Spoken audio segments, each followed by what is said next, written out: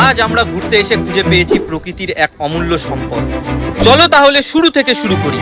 আমাদের তেমন ঘোরার কোনো প্ল্যানই ছিল না, কারণ ছিল এই সুন্দর মনোরম ওয়েদার। জোর দিঘির দিকে এসে একটু ব্রেক নিয়ে আমরা সবাই ঠিক করলাম চলো কালিকা মোড়ার ওই দিকটা যাওয়া যাক। গ্রামের এই সবুজ ঘেরা গাছ আমাদের মন জয় করে নিয়েছিল।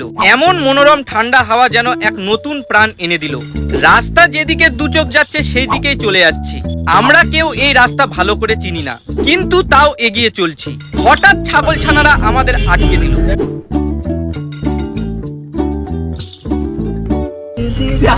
সামনে ঘোড়া, এখানে গাড়ি ঘোড়া। গোটা রাস্তা এগুলো বাড়ি হয়ে গেছে, ঘোড়াতেই গাড়ি। সামনে আর যাওয়ার রাস্তা নেই মনে হচ্ছিল, তাই ঘুরে গেলাম অন্যদিকে। আর এদিক থেকে বেরিয়ে একটু সাইড হেঁটে পেয়ে গেলাম একদম আলাদা রকম জায়গা। সবার মনে এক অদ্ভুত শান্তি অনুভূতি হচ্ছিল।